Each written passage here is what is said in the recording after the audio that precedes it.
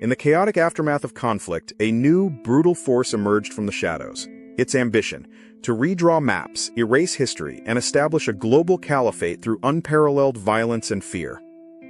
This wasn't a sudden phenomenon. Its roots burrowed deep into grievances, power vacuums, and extremist ideologies festering for decades. Understanding its origin is key to comprehending its rise. Before ISIS, there was Al-Qaeda. The group's ideological framework and strategic use of terror laid the groundwork. Many early ISIS leaders were hardened veterans forged in Al-Qaeda's brutal campaigns. The 2003 invasion of Iraq and the subsequent insurgency created fertile ground. Sunni grievances, de-Baathification, and the rise of sectarian violence fueled rampant instability, attracting extremists. Abu Musab al-Zarqawi, a brutal al-Qaeda operative in Iraq, pioneered extreme sectarian violence. His methods, targeting Shiites and foreigners, would later become a hallmark of ISIS's terror campaign. Initially known as Al-Qaeda in Iraq, the group rebranded itself as the Islamic State of Iraq in 2006, signaling its territorial ambitions. This was a critical step in its evolution. The Syrian civil war erupted in 2011, creating a power vacuum vast enough for ISI to exploit. It was a perfect storm: a collapsed state, sectarian divides, and an influx of foreign fighters. Abu Bakr al-Baghdadi took the helm in 2010. Under his leadership, the group's expansion into Syria led to a decisive split with al-Qaeda, as their extremism proved too much even for bin Laden's successor.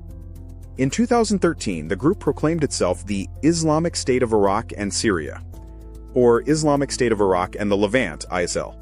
This expansionist name reflected its growing territorial claims. In June 2014, after capturing Mosul, Baghdadi declared a global caliphate, demanding allegiance from Muslims worldwide. This audacious move electrified jihadists and shocked the international community. The fall of Mosul, Iraq's second-largest city, was a major turning point. ISIS seized vast quantities of military equipment and financial resources, solidifying its hold and enhancing its capabilities. Once in control, ISIS established a terrifying administration. It imposed a strict interpretation of Sharia law, enforced through public executions, amputations, and widespread oppression. Religious minorities, particularly Yazidis and Christians, faced systematic persecution. Mass killings, sexual slavery, and forced conversions became instruments of ethnic cleansing and terror. ISIS mastered digital propaganda. High-quality videos of executions, battlefield victories, and calls to jihad flooded social media, attracting recruits and inspiring lone wolf attacks globally. Thousands of foreign fighters from over 100 countries flocked to the self-proclaimed caliphate. They were drawn by ideology, adventure, and a sense of belonging, leaving behind their former lives. ISIS became incredibly wealthy, funding its operations through illicit oil sales, taxation, extortion, and looting. This financial independence made it a formidable and resilient foe. The group deliberately destroyed priceless ancient archaeological sites and artifacts, such as Palmyra and Hatra. This was a direct assault on shared human heritage, erasing history. The international community eventually coalesced. A global coalition, led by the United States, launched airstrikes against ISIS targets in Iraq and Syria, aiming to degrade and ultimately defeat the group. Kurdish forces, particularly the YPG and Peshmerga, emerged as crucial ground allies. They bravely fought ISIS across northern Syria and Iraq, often with limited support. The Iraqi army, initially routed, began to rebuild and retrain with international assistance. Their eventual recapture of key cities signaled a turning tide in the ground war against the caliphate.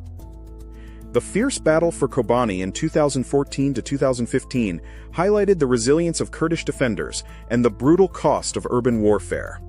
It was a symbolic victory against ISIS's seemingly unstoppable advance. Despite early successes, ISIS continued to seize territory. The fall of Ramadi in 2015, just 70 miles from Baghdad, underscored the fragility of the Iraqi forces and the ongoing threat. The Sinjar massacre of Yazidis left an indelible scar. The brutality ignited global outrage and strengthened arguments for military intervention to protect vulnerable populations from genocide. The conflict created complex and often contradictory alliances. Former adversaries found themselves fighting alongside each other against a common enemy, while regional rivalries persisted. Beyond Iraq and Syria, ISIS inspired and directed attacks across the globe: Paris, Nice, Brussels, Istanbul. Its affiliates emerged from Nigeria to Afghanistan, extending its terrifying shadow. The 2016 Brussels bombings exemplified ISIS's ability to strike at the heart of Europe. The attacks in an airport and metro station shocked the world and exposed vulnerabilities. The coordinated 2015 Paris attacks, targeting a concert hall, restaurants, and a stadium, were a horrific display of ISIS's reach and murderous intent, leaving hundreds dead and wounded. Governments and communities struggled to counter radicalization, especially among vulnerable youths online. The challenge was to offer compelling alternatives to ISIS's seductive, dangerous narrative. In 2016, Iraqi forces, supported by coalition airstrikes, launched a major offensive to retake Fallujah. The difficult urban combat signaled a slow but steady momentum shift against ISIS. The offensive to liberate Mosul began in late 2016. It was the largest military operation in Iraq since the 2003 invasion, involving tens of thousands of troops in a protracted, brutal battle. After 9 months of house-to-house fighting, Mosul was finally liberated in July 2017. The city lay in ruins, but its recapture marked a decisive blow against ISIS's territorial control in Iraq.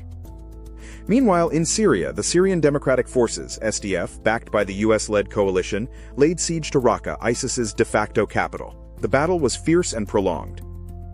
In October 2017, Raqqa fell. This marked the collapse of ISIS's physical caliphate, stripping the group of its symbolic heartland and vast territorial holdings in Syria.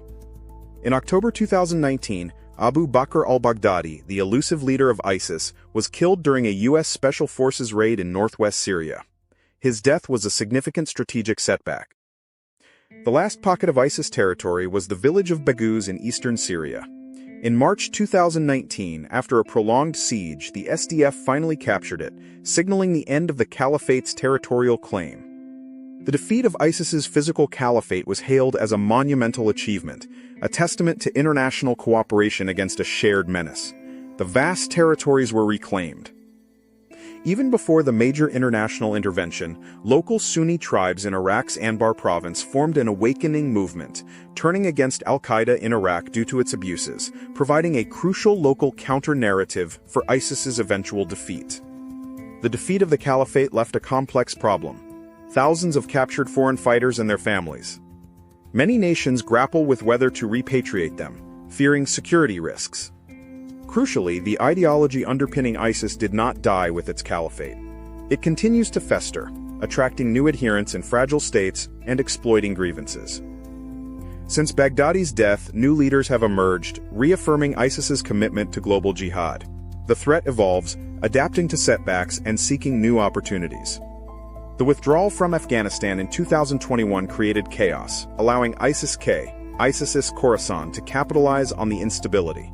They launched deadly attacks, challenging both the Taliban and international forces. ISIS affiliates have gained significant traction in unstable regions across Africa, particularly in the Sahel, Nigeria, Boko Haram, and Mozambique.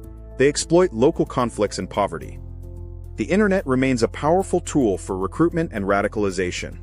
Encrypted messaging apps and dark web forums allow propaganda to spread beyond direct monitoring. Beyond physical attacks, ISIS has engaged in cyber activities, including hacking and online harassment. This extends their reach and disrupts counter-terrorism efforts. Efforts are underway to rehabilitate former fighters and their families, especially children groomed in the caliphate. This long-term, complex process aims to break the cycle of extremism. Local communities scarred by ISIS are working to rebuild and foster resilience. Grassroots initiatives promote dialogue, reconciliation, and education as bulwarks against extremist narratives. International efforts continue to disrupt ISIS's financial networks, tracing illicit money flows, sanctioning facilitators, and strengthening financial regulations are key strategies. Vigilant intelligence gathering remains paramount. Analyzing communications, tracking movements, and infiltrating networks are crucial for predicting and preventing attacks. The fight against ISIS emphasizes the necessity of global cooperation. Sharing intelligence, coordinating military action, and developing joint counter-terrorism strategies are more important than ever. While the caliphate is gone, the threat of ISIS, in its various forms, endures. It's a decentralized network, a persistent ideology, and a warning against complacency. Beyond the headlines and battles, the human cost of ISIS's reign is immeasurable. Millions displaced, countless lives shattered, and a generation traumatized by unspeakable cruelty. Rebuilding trust in institutions and fostering inclusive governance are paramount to prevent future grievances from being exploited by extremist groups. Justice for victims is crucial. Achieving long-term stability requires addressing the root causes of extremism: poverty, lack of opportunity, political marginalization, and unresolved conflicts. Education is a powerful weapon against extremism. Promoting critical thinking, tolerance, and respect for diversity can inoculate future generations against radical ideologies. We must never forget the victims of ISIS's barbarity. Their stories serve as a powerful reminder of the stakes and the imperative to prevent such atrocities from ever happening again. Preventing a resurgence of ISIS requires sustained vigilance, adaptable strategies, and a holistic approach that combines security measures with social and economic development. The fight against global terrorism is far from over. It is a continuous challenge that demands international resolve, innovation, and a commitment to shared human values. The rise and fall of the Islamic State offer harsh but vital lessons: the dangers of unchecked extremism, the fragility of states, and the power of unity in the face of barbarity. From the ashes of conflict, new beginnings are possible. Communities are healing, children are learning, and the determination to forge a more peaceful future remains strong. But vigilance is eternal. The fight is not just against an organization, but against an idea. We must continue to champion peace, justice, and human dignity, always. What are your thoughts on combating the enduring threat of extremism? Share your perspective in the comments below, and don't forget to subscribe for more in-depth analyses. Across the vast, unforgiving expanse of the Sahel, a new formidable power has emerged: Jamaat Nusrat al-Islam wal Muslimin, or JNIM. This militant coalition poses an increasing threat to regional stability. Formed in 2017, JNIM unified several disparate jihadi factions, solidifying their presence.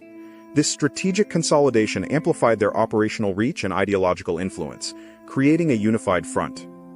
At its helm is Ayad Ag-Ghali, a seasoned Tuareg leader with deep roots in local insurgencies. JNIM's ideology blends al-Qaeda's global jihadi ambitions with local grievances, appealing to a wide array of disaffected populations. JNIM deftly exploits long-standing ethnic tensions, governmental neglect, and economic hardship across the Sahel. They present themselves as protectors and providers where state authority is absent or mistrusted.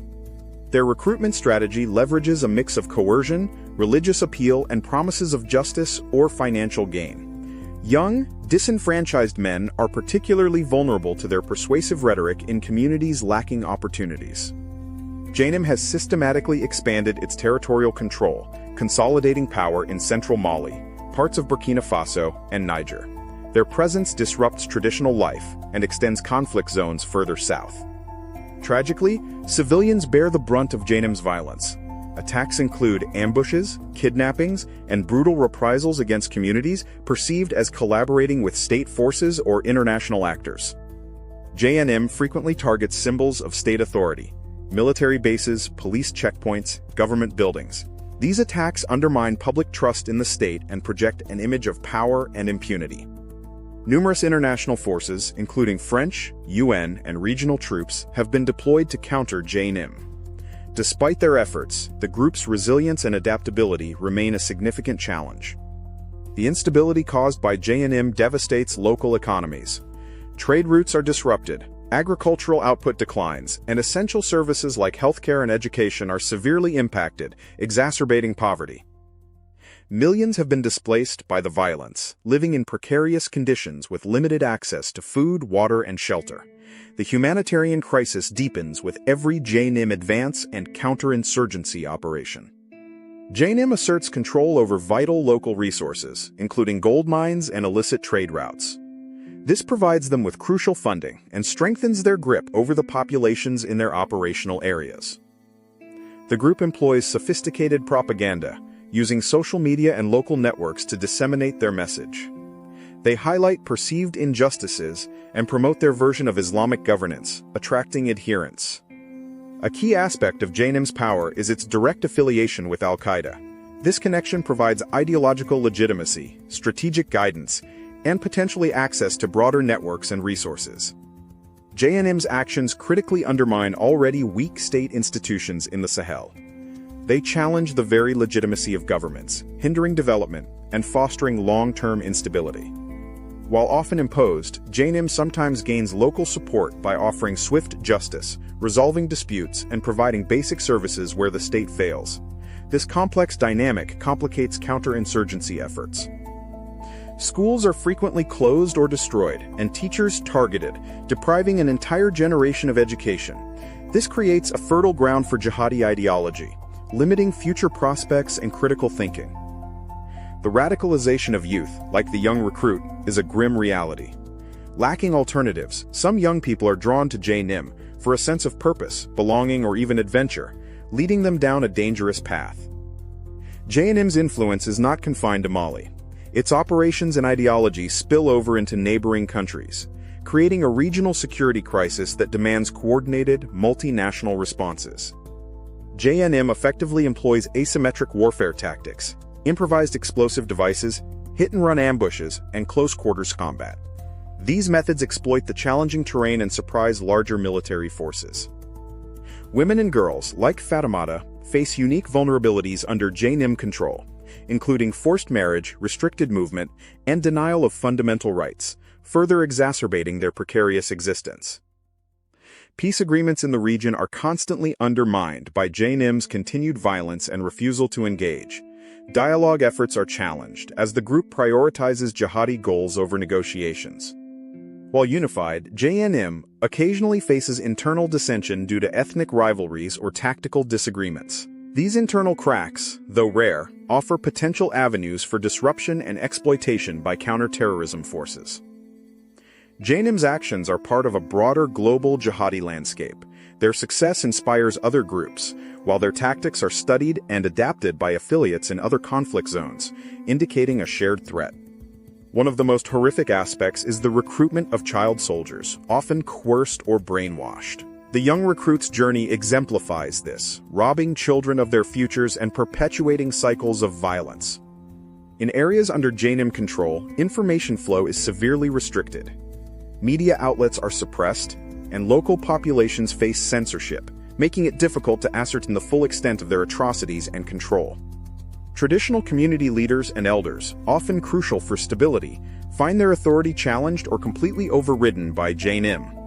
This undermines the social fabric and traditional justice systems, leading to disorder.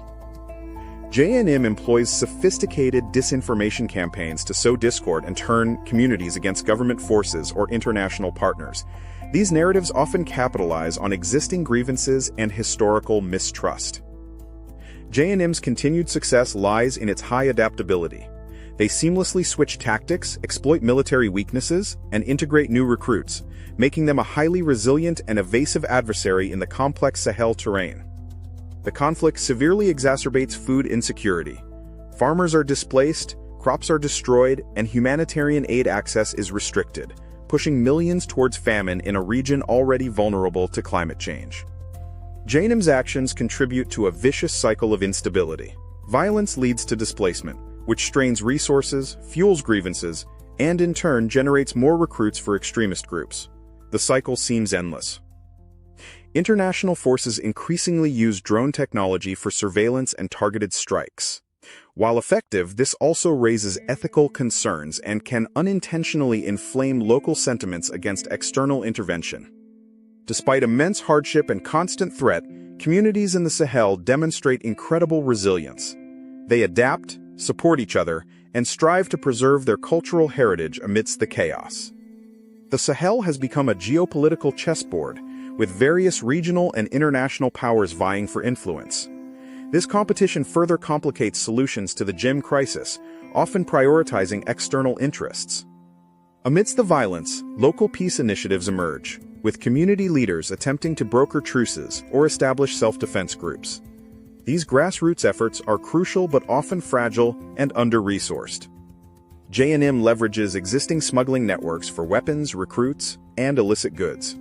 These established routes offer a steady stream of resources, bypassing state controls and international sanctions. Beyond physical violence, JNIM wages psychological warfare. Their brutal demonstrations of power, coupled with constant threats, aim to instill fear and break the will of local populations, ensuring compliance and submission. The failure of state and international forces to protect civilians erodes trust. This disillusionment pushes communities, including amidst, towards radical groups who promise security, however falsely. In regions where JNIM holds sway, they operate as a shadow state, imposing their own laws, collecting taxes, and even offering basic governance, albeit a brutal and ideologically driven one. JNIM presents a complex challenge to global counter-terrorism efforts. Their embeddedness in local communities and flexible tactics make traditional military responses insufficient, necessitating multifaceted approaches. JNIM's strict interpretation of Islam has led to the destruction of Sufi shrines and other cultural heritage sites, erasing centuries of history and traditional practices, further alienating local populations. Survivors of JNIM's violence endure profound psychological trauma. The memories of loss, displacement, and fear linger, impacting mental health and long-term community recovery. Fatoumata carries these burdens. Violence often begets violence. Retaliatory attacks between communities, sometimes instigated by JNIM, contribute to a cycle of vengeance that further destabilizes the region and pushes the possibility of peace further away. Previous development initiatives designed to alleviate poverty and address grievances have often failed due to insecurity, corruption, or a lack of understanding of local dynamics. This leaves a vacuum JNIM exploits. The young recruit, caught between a promise of purpose and the brutal reality of conflict, grapples with his choices. His story is a microcosm of the agonizing decisions faced by many youth in the Sahel. Despite challenges, regional bodies like the G5 Sahel Force attempt to coordinate security efforts. However, funding shortfalls, logistical hurdles, and differing national interests often impede their effectiveness. For many outside the region, the conflict in the Sahel remains an invisible war. Lack of significant international media coverage means the immense suffering and complex dynamics are often overlooked, leading to apathy. The cost of inaction against JNIM is escalating, measured in human lives, lost potential, and deepening regional instability. This crisis demands sustained global attention and innovative long-term solutions. Empowering local communities and building their capacities for self-governance and resilience against extremist narratives is essential. This includes supporting traditional conflict resolution mechanisms and local law enforcement. Any lasting solution must address the root causes of radicalization: poverty, marginalization, climate change impacts, and governance deficits. Military action alone is insufficient without comprehensive development. Diplomatic efforts are paramount. Engaging with all relevant stakeholders, including local communities and moderate religious leaders, is crucial for finding political solutions and de-escalating conflicts. Investing in counter-narratives that expose JNIM's false promises and violent ideology is vital. Empowering credible local voices, like amidst, to speak out against extremism can protect vulnerable youth. For individuals like the young recruit who wish to disengage from extremist groups, reintegration into society poses immense challenges. Trauma, stigma, and lack of opportunities often push them back. Ensuring safe and unfettered humanitarian access to all affected populations is critical. JNIM often obstructs aid, exacerbating suffering and using it as a weapon in their relentless pursuit of control. Establishing credible and accessible justice systems is vital to restoring faith in the state and preventing populations from turning to JNIM's brutal form of justice. This involves accountability and fairness. Climate change exacerbates existing vulnerabilities in the Sahel, fueling resource scarcity and intercommunal conflicts. This creates further opportunities for groups like JNIM to recruit and expand their influence. Empowering women like Fatoumata as agents of peace and stability is crucial. Their active participation in peace processes and community development offers promising pathways to long-term solutions. Fostering interfaith dialogue and collaboration among religious leaders can help counter JNIM's divisive rhetoric. Promoting messages of peace and tolerance is vital for community cohesion and resilience. Tackling JNIM's threat requires a sustained, long-term commitment from both regional and international actors. Short-sighted interventions only provide temporary relief, allowing the group to regroup and resurge. Despite the darkness, hope endures. The resilience of its people, the unwavering spirit of community, and concerted efforts for peace offer a beacon for a future free from extremist violence. The young recruit, Amadou and Fatimata, look to a better tomorrow. Understanding JNIM's complex dynamics is the first step towards effective solutions. Share this video to raise awareness and explore more resources to deepen your knowledge of this critical global challenge. From the remote corners of Pakistan's tribal areas arose a formidable force, the Tehrik-i-Taliban Pakistan, or TTP. Their emergence reshaped the region's geopolitical landscape and daily lives.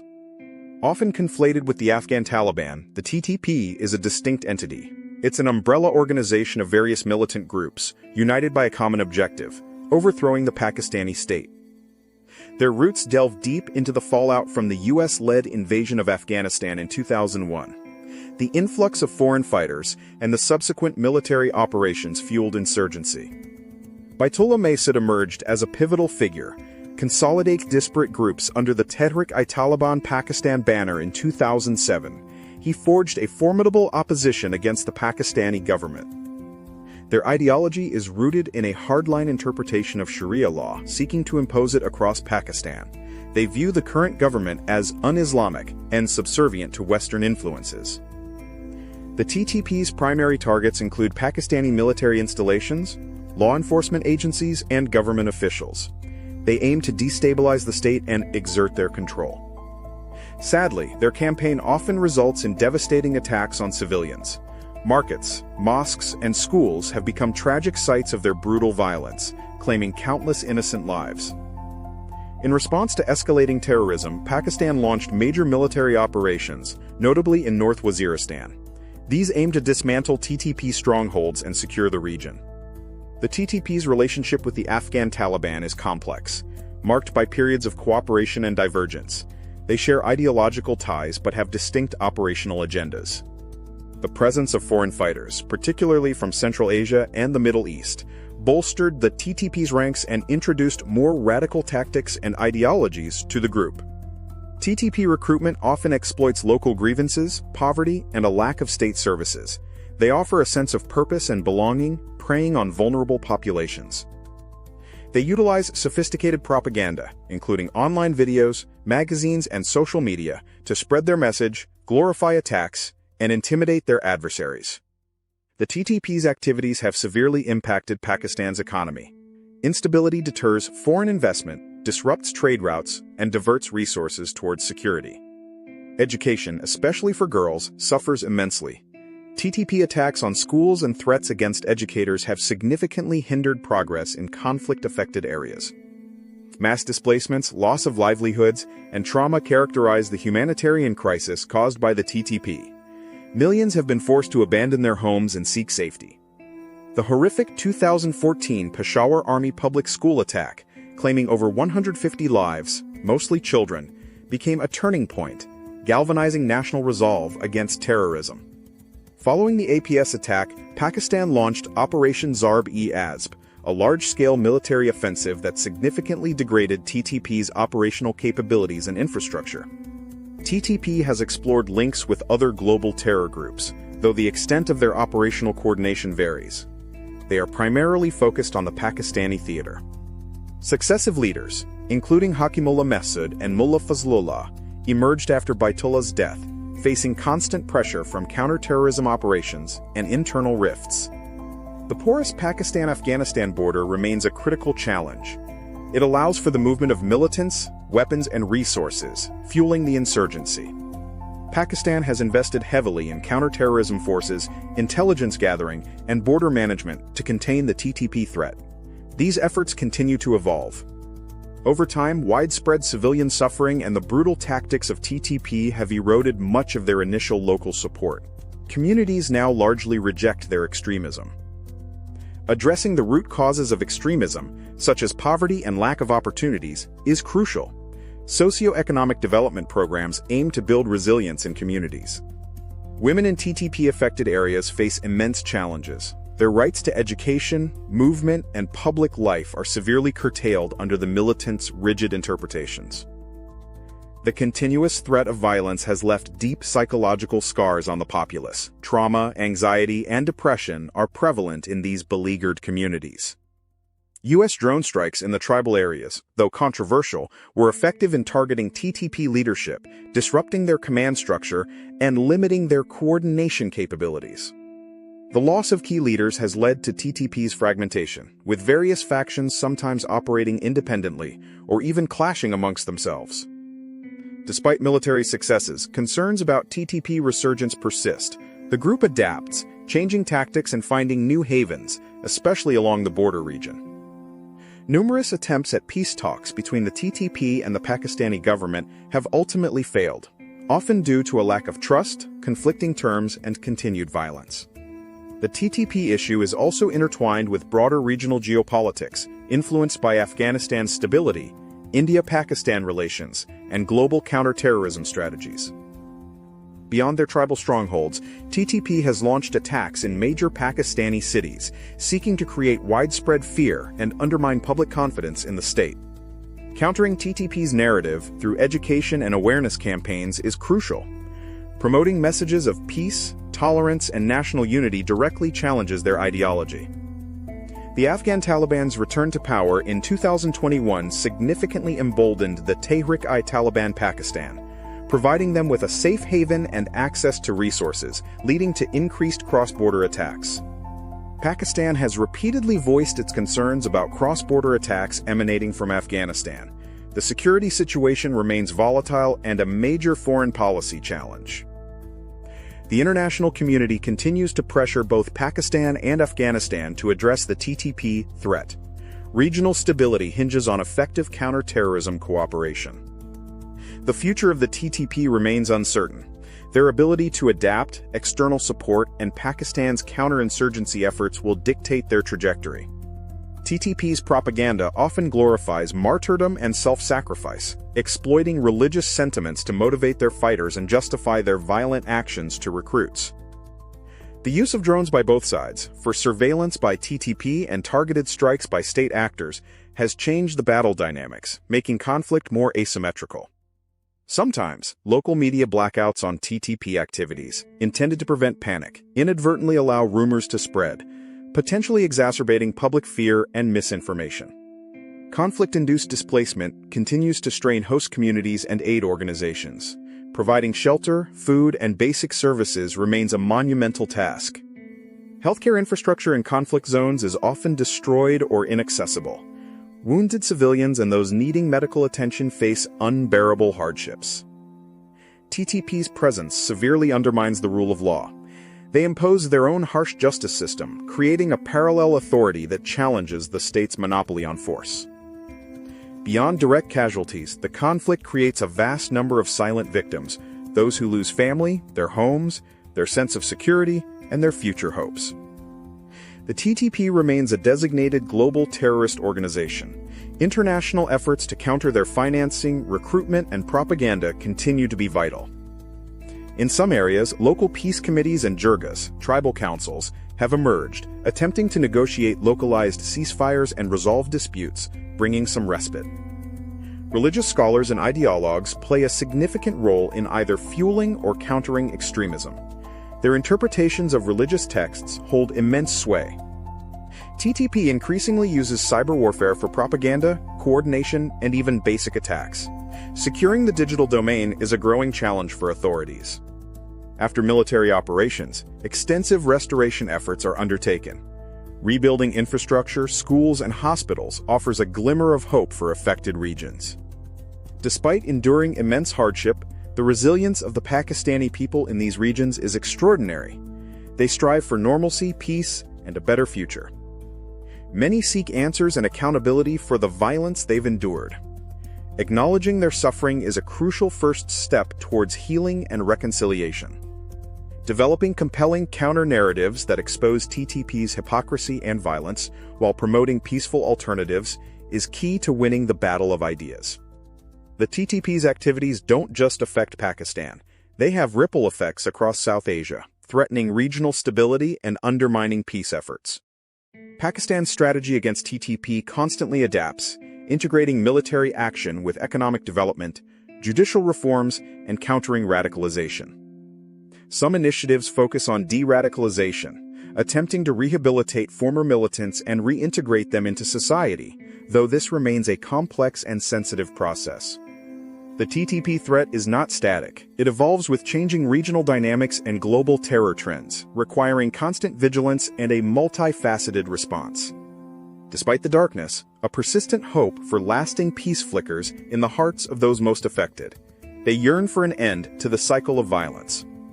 Remembering the victims of TTP attacks is paramount. Their stories of loss and courage must not be forgotten, serving as a solemn reminder of terror's true cost. The fight against TTP is not just Pakistan's fight. It's a global imperative to combat extremism that threatens stability everywhere. Vigilance is critical. Continued international support, diplomatic engagement, and intelligence sharing are crucial in reinforcing Pakistan's efforts to achieve lasting peace and security. The ultimate goal remains a Pakistan free from the shadow of extremism, where all citizens can live with dignity, security, and the promise of a brighter tomorrow. What are your thoughts on the TTP's impact and the ongoing struggle against extremism? Share your perspective in the comments below, and don't forget to subscribe for more insights.